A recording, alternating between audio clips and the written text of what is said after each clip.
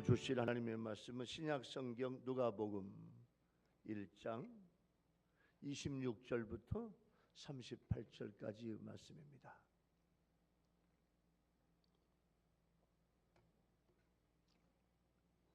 누가복음 1장 26절.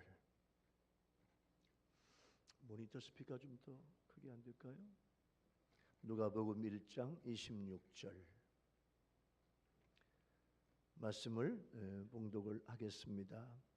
여섯째 달에 천사 가브리엘이 하나님의 보내심을 받아 갈릴리 나사렛이란 동네에 가서 다윗의 자손 요셉이라 하는 사람과 약혼한 처녀에게 이르니 그 처녀의 이름은 마리아라. 그에게 은혜가 들어가 이르되 은혜를 받은 자여 평안할지어다. 주께서 너와 함께 하시도다 하니 처녀가 그 말을 듣고 놀라 이런 인사가 어찌함인가 생각하며 천사가 이르되 마리아여 무서워하지 말라. 내가 하나님께 은혜를 입었느니라. 보라 내가 잉태하여 아들을 낳으리니 그 이름을 예수라 하라. 그가 큰 자가 되고 지극히 높으신 이의 아들이라 일컬어질 것이요 주 하나님께서 그 조상 다윗의 왕위를 그에게 주시리니 영원히 야곱의 집을 왕으로 다스리실 것이며 그 나라가 무궁하리라. 마리아가 천사에게 말하되 나는 남자를 알지 못하니 어찌 이 일이 있으리이까. 천사가 대답하여 이르되 성령이 내게 임하시고 지극히 높으신 이의 능력이 너를 덮으시리니 이러므로 나실 바 거룩한 이는 하나님의 아들이라 일컬어지리라. 보라 내 친족 엘리사벳도 늙어서 아들을 배었느니라. 본래 임신하지 못한다고 알려지니가 이미 6달이 되었나니 대저 하나님의 모든 말씀은 능하지 못하심이 없느니라. 마리아가 이르되 주의 여종이오니 말씀대로 내게 이루어지이다 하매 천사가 떠나가니라. 아멘.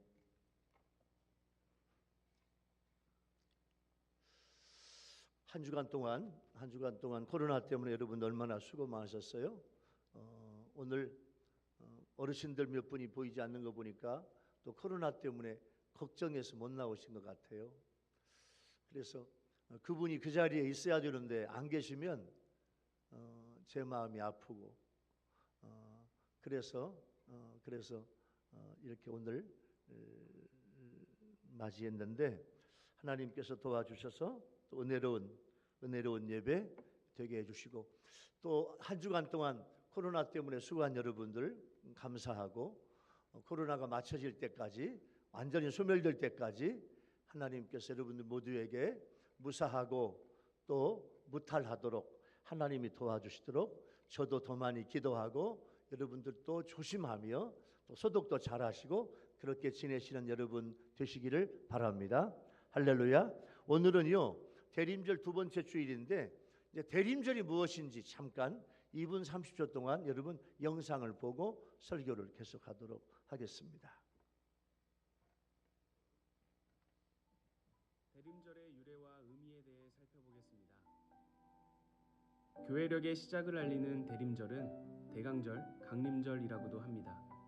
영어로는 어드벤트라고 하는데요. 이 단어는 로마의 황제가 왕위에 오른 뒤 여러 지역을 차례로 방문할 때 His Advent라고 말한 것에서 유래하였습니다.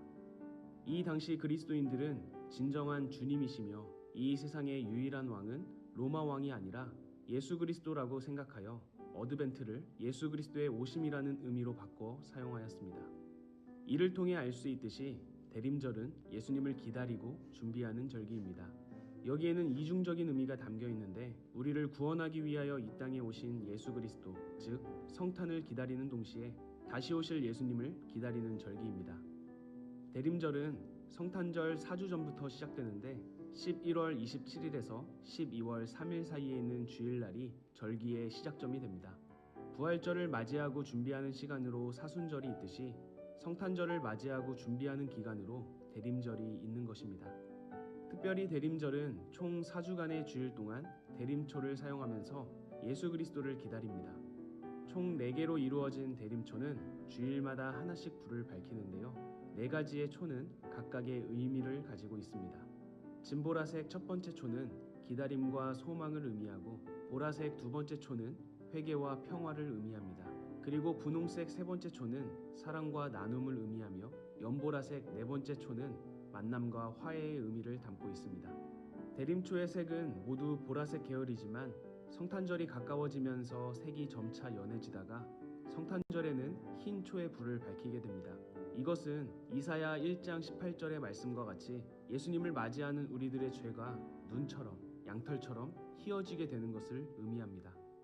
대림절은 이미와 아직 사이를 살아가고 있는 우리에게 우리를 구원하시기 위해 이미 이 땅에 오셨던 예수 그리스도, 그리고 아직 다시 오시지는 않았지만 반드시 다시 오실 예수 그리스도를 기억하며 준비하는 절기입니다. 기쁘고 즐거운 성탄절을 맞이하기 전 약 4주간의 시간을 예수 그리스도의 생각으로 가득 채워보면 어떨까요?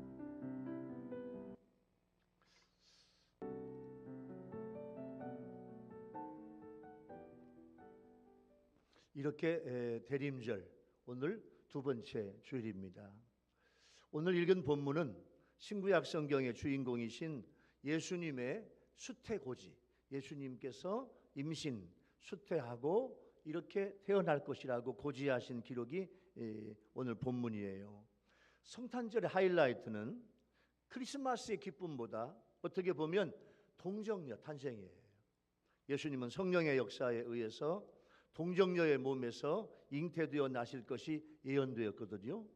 마리아의 고백에서 알 수 있듯이 예수님은 남자를 알지 못하던 처녀의 몸에서 태어나셨고, 선사의 메시지처럼 다윗을 조상으로 하여 태어난 인간의 후손으로서 성령의 능력으로 오신 흠없고 완전한 인간인 동시에 하나님이십니다. 오늘 성육신하신 예수님의 동정녀 탄생의 신비가 뭐냐? 동정녀 탄생이 뭐냐? 어떻게 예수님은 이 땅에 사람의 모습으로 오셨나? 이 말씀을 설교할 때 여러분, 이 말씀을 통해서 오늘 또 은혜 받는 시간이 되기를 예수 이름으로 축원합니다. 자, 첫 번째 은혜의 주제는요, 하나님의 은혜를 입어서, 마리아가 하나님의 은혜를 입어서 예수를 낳으리라, 그렇게 말씀해 주셨어요. 가브리엘은 하나님의 사람, 또 하나님은 강하시다, 이런 뜻을 가진 천사인데 두 천사장이 있어요. 하나는 가브리엘, 하나는 미가엘. 두 천사 중에 하나가 오늘 가브리엘이에요. 가브리엘은 신약에서 누가복음에만 나와요. 구약에서는 다니엘에서만 나오는데 다니엘의 꿈을 해석해주고 미래를 알려주는 역할을 하고 또 다니엘에게 명철과 지혜를 주었어요. 그 가브리엘을 하나님께서 오늘 나사렛에 보내셨어요. 나사렛이라는 말은 싹이 난 가지, 이런 뜻이에요. 이 동네 나사렛 이름이. 나사렛은 갈릴리의 한 작은 마을이고 사람들에게 별로 알려지지 않은 촌동네입니다. 다윗의 자손 요셉과 정혼한 처녀 마리아에게 가브리엘 천사가 나타났어요. 여러분, 처녀의 헬라어는 파르테논인데 이 파르테논이라고 하는 헬라 원어는 이제 소녀 혹은 젊은 여자의 뜻이지만 오늘 34절에 보니까 처녀, 벌즌이라고 하는 이 처녀예요. 저자 이 누가가 예수님은 비록 인간의 자궁을 통해서 태어나는 완전한 인간이지만 예수님의 그 근원은 불의한 인간이 아닌 거룩한 성령, 그 예언의 성취예요. 그래서 여러분, 이사야 선지자는 이사야 7장 14절에서 이렇게 말씀하고 있어요. 그러므로 주께서 친히 징조를 너희에게 주실 것이라. 보라, 처녀가 잉태하여 아들을 낳을 것이요 그의 이름을 임마누엘이라 하리라. 그렇게 말씀을 하셨어요. 다윗의 자손 요셉이 다윗 가문의 출신이라는 것을 밝히므로 메시아께서 다윗의 자손으로 오실 것이라고 하는 구약의 예언 성취와 예수님께서 메시아 되심을 보여주고 있는 거예요. 가브리엘이 마리아에게 은혜를 받은 자여 평안할지어다. 이렇게 말씀했어요. 여러분, 은혜는 하나님께서 값없이 베풀어 주시는 것, 하나님께서 거저 주시는 것입니다. 마리아는 이미 하나님으로부터 거저 주시는 은혜와 호의를 받았고 하나님의 역사가 시작되는 가운데 은혜 가운데 있어요. 천사가 마리아에게 주께서 너와 함께 하시도다 이렇게 말씀을 했어요.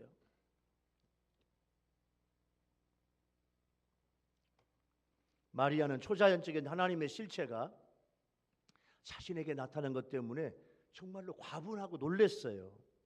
그래서 그런데 마리아는 침착하게 천사의 말을 음미하며 깊이 생각을 했습니다. 성경에는 마리아의 삶이 정확하게 나오지는 않지만 하나님은 마리아의 여러 모습을 보시고 고르셨을 거예요. 자, 제가 볼 때는 마리아의 순수함, 순결함, 고상함, 진실함, 부드러운 마음, 시성적이고 아름다움이 있는 마리아일 거예요. 그래서 마리아는 하나님의 사랑을 받은 소녀, 하나님의 은혜를 받은 처녀, 하나님의 쓰임을 받은 동정녀가 된 거예요. 이번에는 또 가브리엘 천사가 마리아에게 무서워하지 말라 이렇게 말씀했어요. 여러분, 생전에 한 번도 보지 못했던 천사가 지금 눈앞에 또렷하게 나타나자 마리아는 놀라움, 두려움에 휩싸일 수밖에 없잖아요. 가브리엘은 기쁨의 소식과 계시를 풀어주는 천사장입니다.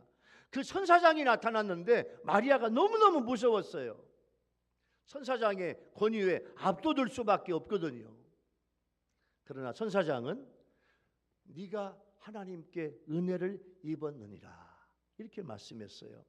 여러분, 이 말은 은혜를 받아들이는 마리아보다도 하나님의 은혜와 선택에 더 강조점이 있고 마리아는요 무조건적으로 받아들일 수밖에 없어요. 이미 하나님의 은혜가 마리아에게 임한 거예요. 다시 말해서 은혜를 받기에 합당한 조건이 없음에도 사람이 은혜를 발견하는 것은 전적으로 하나님의 편에서 하나님의 기준에서 호의를 베풀어 주시는 거예요. 여러분, 우리는 아무것도 아니지만 여러분 하나하나가 나는 아무것도 아니지만 하나님께서 너무너무 큰 하나님의 사랑과 호의를 나와 상관없이 하나님께서 베풀어 주신 줄로 믿는 여러분 되기 바랍니다. 우리가 하나님 앞에 뭐 잘해서 하나님께서 호의를 베풀어 주셨나요? 아니에요. 나는 아무것도 아닌데 하나님께서 이렇게 은혜를 베풀어 주셨어요.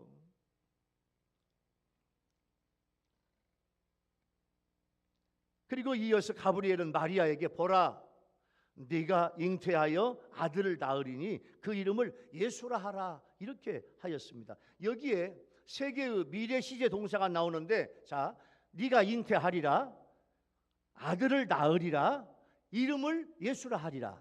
이 세 가지의 미래 시제 동사가 있어요. 이건 가브리엘 천사의 단언, 가브리엘 천사의 아주 확실한 보장이에요. 예수란 이름은 히브리어로 여호수아와 동일한 이름인데 여호와는 구원이시다 이런 뜻이에요. 하나님은 마리아가 잉태하여 낳을 예수를 통해 인류를 구원하실 계획을 가지고 계셨고, 그래서 여호와는 구원이시다, 예수 여호와는 구원하신다, 여호와는 구원이시다, 이런 이름을 그 아들 예수에게 하나님께서 이름을 붙여주신 거예요. 마태복음 1장 21절 말씀에 보면 아들을 낳으리니 이름을 예수라 하라, 이는 그가 자기 백성을 그들의 죄에서 구원할 자이심이라 하니라, 그렇게 말씀을 했어요. 여러분, 참으로 마리아는 하나님의 큰 은혜를 입은 처녀입니다. 그러나 그 은혜는 처녀인 마리아가 감당해야 할 동정녀 수태고지예요. 여러분, 정혼한 처녀가 정혼한 남자와 아직 관계도 아닌 상태에서 아이를 가졌다는 것은 간음죄에 속해요. 이게 알려지면 사형받아야 될 일이에요. 그러나 동정녀 임신을 마리아는 자신이 감내했어요. 자신의 생명을 걸고 천사가 주신 하나님의 말씀을 붙잡은 마리아의 다부지고 침착하며 훌륭한 자세를 우리가 본받아야 합니다. 우리 그리스도인들은 영원히 잊을 수 없는 사랑과 은혜를 받은 존재이기도 하지만은 사명자의 입장에서 본다면 우리는 은혜를 맡은 자예요. 은혜를 아는 자들이 있고 은혜를 받은 자들이 있고 은혜를 맡은 자들이 있는데, 은혜에 보답할 수 있는 자는 은혜를 맡은 자예요. 마리아는 하나님의 은혜를 입어서 예수님을 낳는 축복을 받았습니다. 하나님의 은혜를 입었으면 그 은혜를 잊으면 안 된다는 거예요. 예수라는 이름은 하나님께서 구세주이심을 증명하기 위해서 그 이름까지 지어주신 이름이에요. 이 이름의 주인공은 이 세상에서 나오신 분이 아니고 오직 하나님께서 성령으로 잉태케 하사 그 아들을 이 땅에 구세주로 보내주신 거예요. 그래서 예수 그리스도 외에는 구세주로서 다른 이름을 주신 일이 없습니다. 욥기 25장 4절, 욥기 25장 4절에 보면 그런즉 하나님 앞에서 사람이 어찌 의롭다 하며 여자에게서 난 자가 어찌 깨끗하다 하랴. 이 말은 뭐냐면 이 땅에 태어난 사람들 중에는 죄가 없어서 구세주가 될 만한 사람이 없다, 그 말이에요. 모든 사람이 다 아담 이후에 죄악 중에 태어났다는 거예요. 그래서 베드로는요, 사도행전 4장 12절에서 이렇게 말씀해요. 다른 이로서는 구원을 받을 수 없나니 선하 사람 중에 구원을 받을 만한 다른 이름을 우리에게 주신 일이 없다. 그렇게 말씀을 했어요. 하나님은 마리아를 쓰시는 거예요. 마리아는 사내를 알지 못한 여인이었습니다. 여러분, 정혼한 요셉과 아직 동침한 경험이 없는 처녀예요. 육체적으로 순수하고 영적으로 순결한 여인이에요. 그러니까 하나님께 택함을 받은 것이고, 영적으로 순결하다는 것은 죄와 악에 오염되지 않았다는 거예요. 성경적으로 하나님께 쓰임받는 사람들은 세상 죄악에 깊숙이 오염된 사람들이 아닙니다. 그러므로 우리도 마리아처럼 하나님 보시기에 순수하고 깨끗해야 합니다. 그래서 마리아는 하나님의 은혜를 입은 후에 예수님을 낳는 여인, 축복의 여인이 된 거예요. 여러분, 미국의 보스턴 해안에서 있었던 일이에요. 날마다 일정한 시간이 되면 머리가 하얀 백발노인이 와가지고 이 통에 싱싱한 새우를 가지고 와서 이리저리 날아다니는 갈매기들에게 먹이를 줘요. 갈매기들은 이 노인을 알아보고 의뢰, 그 시간이 되면 해안에 와서 노인이 주는 새우를 맛있게 받아 먹어요. 하지만 싱싱한 새우를 왜 갈매기들에게 매일같이 먹이는지 아무도 그 노인에게 물어본 사람이 없었어요. 그런데 어느 날 철없는 어린아이 하나가 그 이유를 물어봅니다. 할아버지, 이 싱싱한 새우를 왜 매일같이 저 갈매기들에게 먹이로 주는 거예요? 어떤 어린아이가 물어봐요.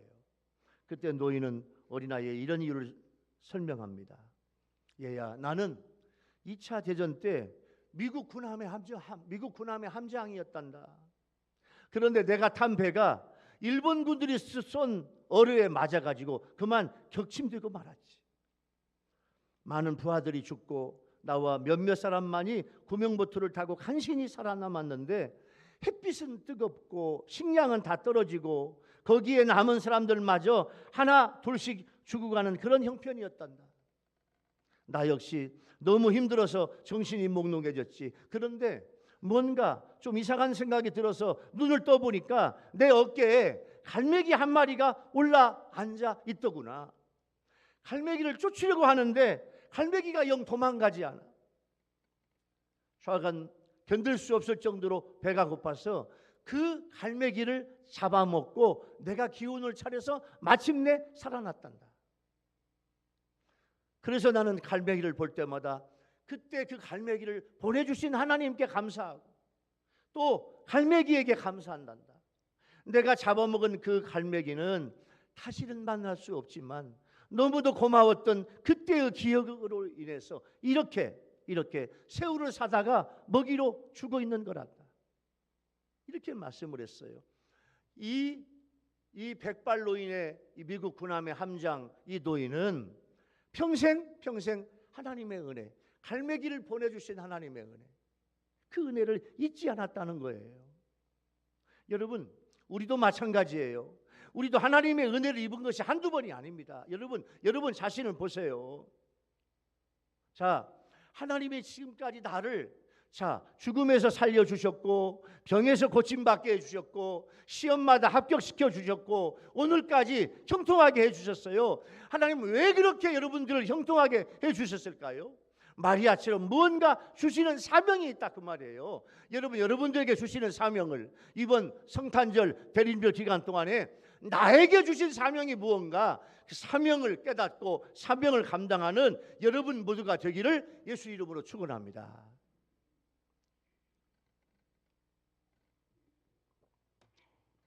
두 번째 은혜의 주제는 나실 바 거룩한 예수는 하나님의 아들이니라, 이렇게 말씀해요. 여러분, 예수님의 유대하시는 오늘 본문에서 큰 자, 성경 말씀은요, 한자 한자가 굉장히 중요합니다. 성경 말씀 그냥 쓰는 게 아니에요. 굉장히 깊은 의미가 있어요. 큰 자, 이 말은요, 하나님께만 사용될 수 있는 언어예요. 근데 이 큰 자를 예수님께, 이 말은 예수님이 서서히 큰 자가 되는 것이 아니라 잉태된 순간부터, 태어난 그때부터, 그러니까 잉태된 순간부터 이미 예수님은 큰 자예요. 그래서 동방박사는 동방에 있는 새 왕이에요. 동방박사가 그 어린 예수님께 경배하기 위해서 그 먼 동방에서 동방박사가 찾아와서 황금과 유향과 몰약을 그 어린 예수에게 드린 거예요. 예수님은 잉태된 순간부터 큰 자예요. 지극히 높으신 이의 아들이란 말이 있어요. 지극히 높으신 이는 오직 하나님, 성부 하나님만 쓰시는 언어예요. 비록 예수님께서는 마리아라고 하는 인간의 몸을 통해서 이 땅에 오셨지만 실제로 예수님은 성자 하나님이에요. 일컬어질 이 단어도 중요해요. 여러분, 마리아가 잉태하고 낳을 예수님은 사람들이나 마리아가 예수님을 지극히 높으신 이의 아들이라고 부른 것이 아니고 하나님께서 친히 그렇게 부르신 거예요. 예수님이 세례를 받고 올라오실 때, 또 변화산 사건 때 하나님께서 하나님의 아들, 이는 내 아들, 하나님의 아들이라고 하나님이 먼저 불러주셨어요. 주 하나님께서 그 조상의 왕위를 그에게 주시리니, 이 말씀은 유대인에게 메시아는 다윗의 혈통에서 태어나는 것으로 여겨졌기 때문에 이는 곧 태어날 예수님이 유대인들이 바라는 메시아임을 예언한 거예요. 야곱의 집도 마찬가지예요.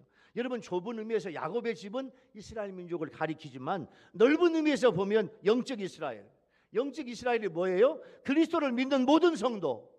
아브라함의 자손이 뭐예요? 아브라함의 믿음을 가지는 모든 성도들은, 우리 아멘 합시다, 아브라함의 자손이 된 줄로 믿습니다. 이게 영적 이스라엘이에요. 왕은 왕국, 왕권, 왕정, 통치, 여러 뜻이 있지만은 이건 그리스도께서 메시아로서 하나님 나라의 영원한 통치자가 되시는 것을 나타내고 있어요. 무궁하다, 이 말씀도 예수님의 통치는 영원하고 무한한 것을 강조하고 있는 거예요.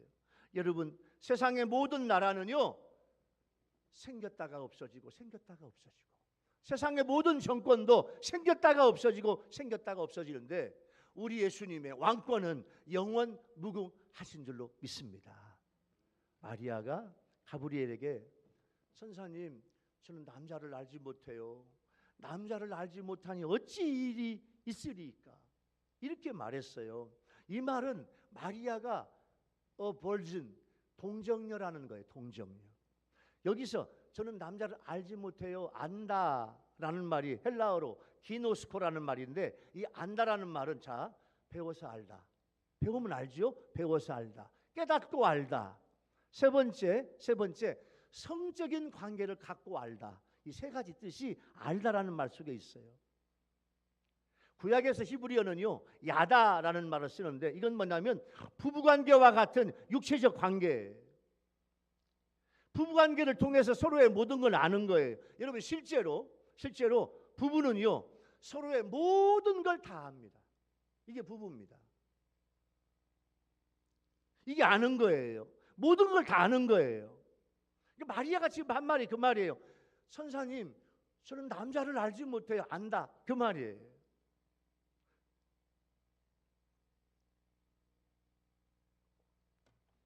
그래서 마리아는 과거로부터 지금까지 남자를 전혀 알지 못했다는 처녀로서 예수님의 동정녀 탄생을 더욱 분명하게 해주고 있는 거예요. 가브리엘이 마리아에게 성령이 너에게 임하시고 지극히 높으신 이 능력이 너를 덮었다, 이런 말씀이 있어요. 여러분, 성령, 지극히 높으신 이 능력은 생명을 부여하시는 하나님의 능력을 나타낼 때 말씀하는 내용이에요. 여러분, 이것은 하나님이 그 창조의 능력으로 마리아에게 임하시고 역사하셨다는 의미예요. 다시 말하면 하나님은 생명을 잉태케 하는 마리아에게, 하나님은 창조의 능력으로 마리아의 자궁 속에 생명이 생겨나게 하심으로써 예수 그리스도를 동정녀의 몸에서 나게 하신 거예요. 하나님께서는 죄가 없으면서도 완전한 인간이어야 하는 구속주로서의 자격을 충족시키기 위해서 예수님을 일반적인 남녀의 성관계를 통해서가 아니라 성령을 통한 동정녀 잉태의 방법으로 이 땅에 보내셨어요. 이것이 예수님 탄생의 신비예요.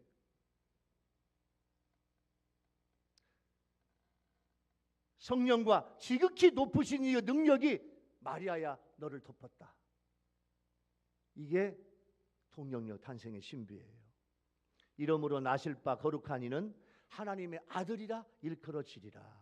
여러분, 태어난 아기가 하나님에 의해서 가장 먼저 명명된 사실이에요. 하나님의 아들이 사용된 것은 이 세상에 오실 예수님은 성부 하나님의 능력과 권세를 가지고 하나님과 함께 모든 사역을 할 것임을 보여주고 있어요. 여러분, 실제로 예수님은 자기 자신이 내가 하나님의 아들이라는 말을 한 번도 직접 하신 일이 없어요. 왜냐하면 예수님이 야들아 나는 하나님의 아들이야 이러면요 유대인들이 그냥 금방 잡아 죽일 거예요. 그래서 예수님은 그 말씀을 못해. 왜? 예수님이 하실 일이 있어요. 그래서 예수님은 세례받고 올라오실 때 하나님께서 이는 내 사랑하는 아들이라, 변화산 사건 때 하나님이 직접 사용하셨을 뿐만 아니라 베드로의 고백도 마태복음 16장 16절에서 베드로가 이렇게 고백하죠. 베드로는 시몬 베드로가 대답하여 이르되 예수님, 주님은 그리스도시요 살아계신 하나님의 아들입니다. 여러분, 예수님을 향한 여러분의 고백이 베드로의 고백이 되기를 예수 이름으로 축원합니다. 예수님은 나의 주님이에요. 예수님은 내 인생의 주인이에요. 나는 주님의 종이에요. 주인과 종. 하나님과 우리와 관계하는 여러 가지가 있어요. 예수님은 나의 주인이십니다. 내 인생에, 내 삶에, 우리 가정에, 우리 자녀의, 내 모든 것의 주인. 예수님은 내 인생의 주인입니다. 그러면서 주님은 그리스도시고 그리고 살아계신 하나님의 아들입니다. 이렇게 베드로가 고백했어요. 베드로만 그렇게 고백한 게 아니에요. 마가복음 5장에 보면요, 귀신들이 예수님을 당신은 하나님의 아들이라고 귀신들이 고백해요. 마가복음 15장에 보면 백부장이 예수님 당신은 하나님의 아들입니다. 백부장이 고백해요. 이런 고백을 통해서 그 말씀이 그대로 이루어진 거예요. 여러분, 오늘 본문의 35절 말씀은요, 35절 말씀은 참 정말 오늘 은혜의 주제의 핵심이에요. 예수님이 어떻게 처녀의 몸에 잉태되실지에 대해서 가브리엘이 마리아에게 선포하는 내용이에요. 천사는 마리아에게 성령이 임하셔서 그녀를 덮으실 것이라고 했어요. 성령으로 잉태하게 된다는 것은 우리가 어떤 방법으로 성령께서 마리아에게 잉태하셨는가 알 수 없어요. 다만 전능하신 하나님의 신비로운 방법으로 잉태케 되었음을 믿습니다. 여러분, 전능하신 하나님의 성령께서 우리가 알지 못하는 방법으로 천지를 창조하셨어요. 여러분, 천지 창조의 방법을 아시나요? 몰라요. 하나님이 천지 만물을 창조하신 하나님의 방법을 몰라요. 태초에 하나님이 천지를 창조하시니라, 이렇게 이 말씀부터 나오기 때문에 그래요. 우리가 알지 못하는 방법으로 마리아의 몸에 예수님을 잉태케 하셨을 거예요. 예수님이 성령으로 잉태하셨다는 사실은 이 땅의 사람들과는 달리 죄와는 전혀 관계없이 성별된 존재로 태어나셨어요. 욥기 15장 14절 말씀에 보면 사람이 어찌 깨끗하겠느냐, 여인에게서 난 자가 어찌 의롭겠느냐고 했어요. 로마서 3장 23절에 보면 모든 사람이 죄를 범하였음에 하나님의 영광에 이르지 못하더니라고 말씀했어요. 아담 안에서 태어나 아담의 원죄를 물려받은 모든 사람은 태어날 때부터 하나님 앞에 죄인입니다. 그러나 예수님은 남자가 아닌 여자의 후손으로서 성령으로 성별되어 태어났기 때문에 예수님은 무흠하고 무죄합니다. 예수님의 가장 중요한 조건은요, 죄가 없어야 한다는 거예요. 죄인이 어떻게 죄인을 구해줄 수 있고 죄를 용서해 줄 수 있으며 죄인들을 위해서 어떻게 대속할 수가 있겠어요?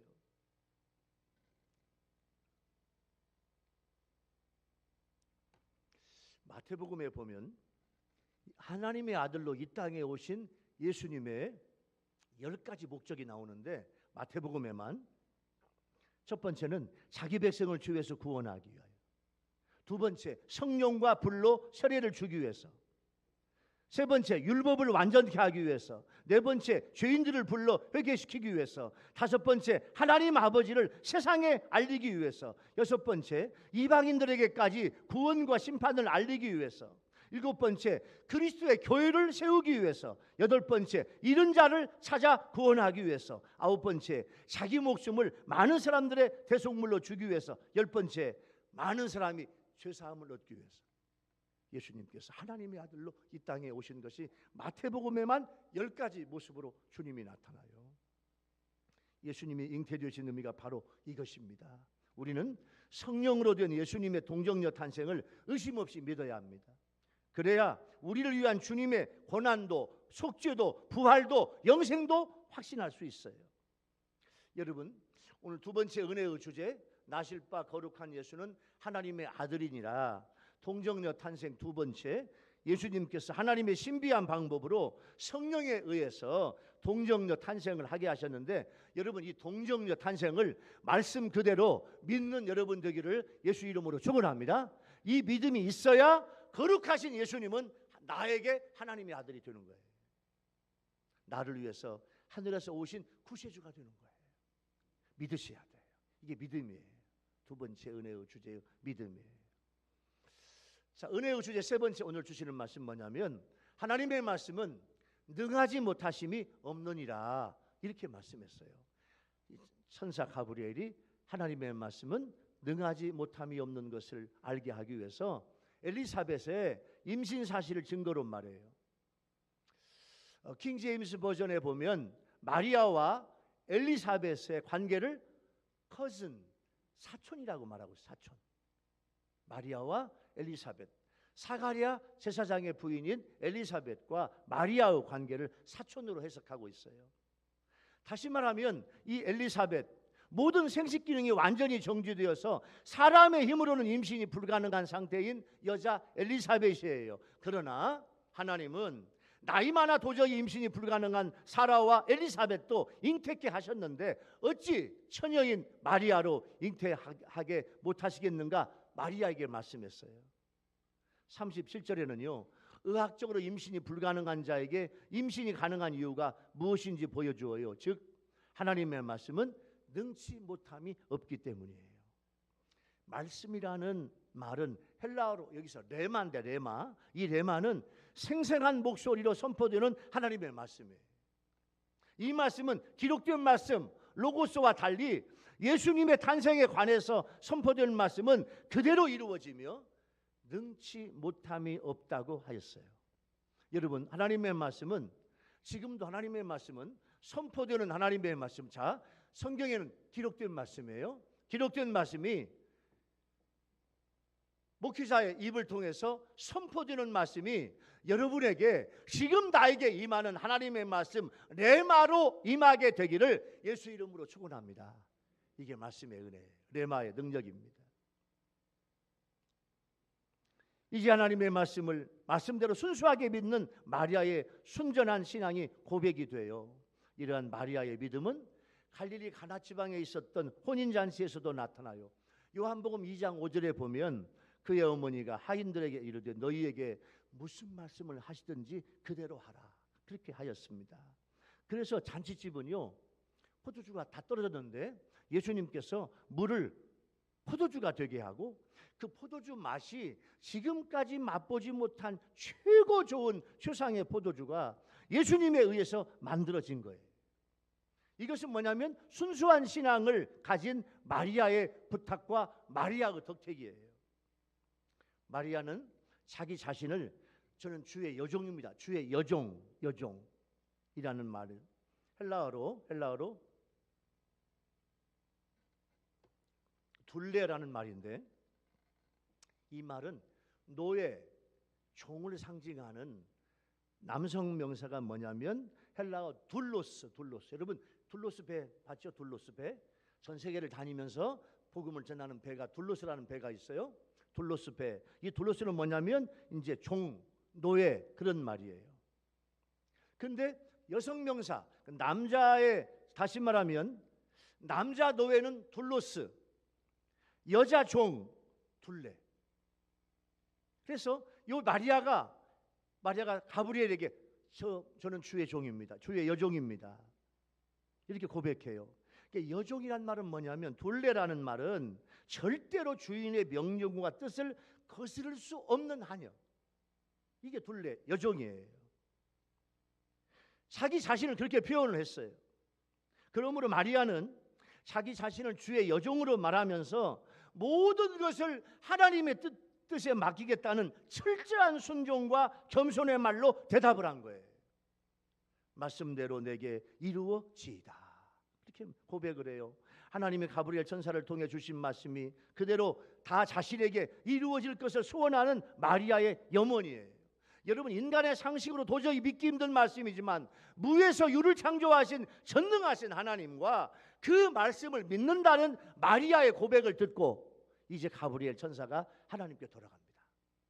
여러분, 우리에게 주시는 말씀은 뭐냐면 먼저 가브리엘의 믿음이에요. 가브리엘은요, 하나님의 말씀은, 우리 아멘 합시다, 능하지 못하심이 없느니라.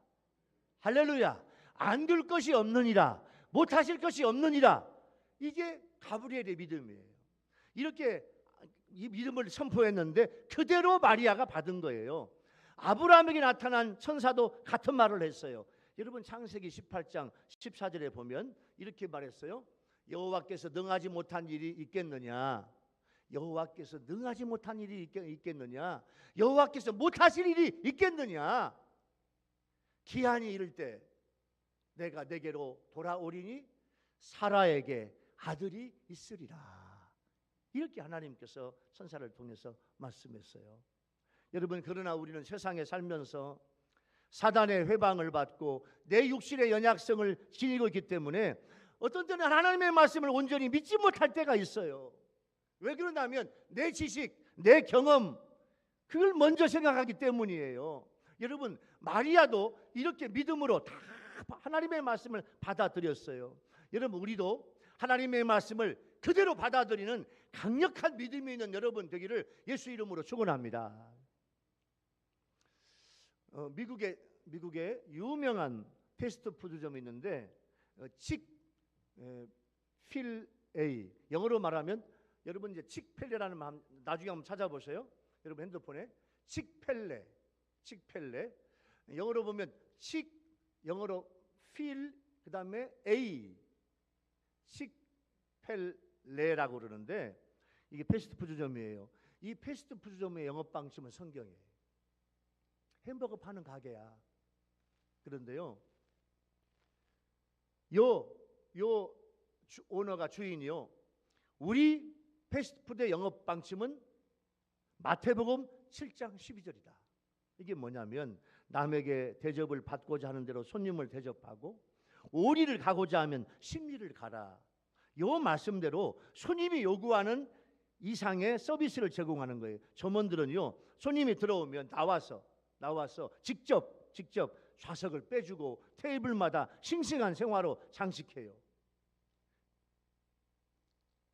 반려견 개나 고양이를 가지고 와. 반려견을 가지고 오면 남은 치킨 조각도 주어요. 그러니까 손님들은 칙펠레 직원들의 미소만 봐도 감동을 받는다고 그래요. 실제로 식당 평가 전문 기관인 자갓이라는 평가 기관에서 종합 평가를 했는데 요 칙펠레라는 패스트푸드점이 세계 최고라는 거예요. 세계 최고. 이 놀라운 사실은 이 회사가 말씀을 따라 주일날에는 문을 열지 않는다는 사실이에요. 패스트푸드점의 매출의 15%는 주일날 발생하기 때문에 기업으로서 큰 손실이 아닐 수 없는데 이런 영업 방침에도 불구하고 세계 최대의 책임적인 칙펠레는 그 말씀을 고수해요. 그래서 맥도날드와 세계 최고의 맥도날드, 세계에서 가장 많은 매장을 가지고 있는 맥도날드 이 패스트푸드점과 비교를 해봤더니요, 세상에 해마다 맥도날드가 전 세계에 파는 것보다 주일날 하나님의 말씀대로 지키고 손님들에게 정성을 다했던 요 칙펠레의 매출이 해마다 3억에서 10억쯤 더 많은 거예요. 맥도날드가 아무리 이 칙펠레를 이겨보려고 해도 하나님께서 허락하시지 않아요. 이게 칙펠레의 비법이래요. 그래서 칙펠레의 드루엣 캐시 회장은 주일날 문을 닫는 것이 자신이 사업을 하며 내린 결정 중에 최고라고 평가하고, 내가 회사를 세운 이유는 하나님을 존경하고 사업보다 더 중요한 것이 있음을 사람들에게 알리는 것이라고 했다는 거예요. 성경에는 단아의 거짓도 쓰여지지 않았습니다. 말씀을 지키는 사람에겐 말씀이 약속한 축복이 분명히 임하게 될 줄로 믿습니다. 하나님의 말씀은 능하지 못하심이 없어요. 여러분, 하나님의 선포되는 그 말씀이 하나님 여호와께서 하나님은 능하지 못하실 일이 없다. 나와 함께하는 하나님은 못하실 것이 없다는 믿음을 갖는 여러분 되기를 예수 이름으로 축원합니다. 또 하나는요, 마리아의 전적 순종이에요. 천사를 통한 하나님의 수태고지에 대해서 마리아의 고백인데, 하나님의 뜻에 전적으로 순종하겠다는 마리아의 다짐입니다. 이 다짐은 어떤 고난도 나한테 오는 것은 감당하겠다고 하는 마리아의 의지예요. 여러분, 우리도 하나님 앞에서 믿음 생활, 예배 생활, 신앙 생활, 말씀대로 살면서 어떤 고난이 와도 흔들리지 않겠다는 그런 믿음의 열매가 순종으로 나타나야 될 줄로 믿습니다. 그래서 마리아는 이 은혜와 축복을 받은 거예요. 예수님을 모태에서 키운 마리아의 영광이에요. 세 번째 은혜의 주제, 하나님의 말씀은 능하지 못하심이 없다.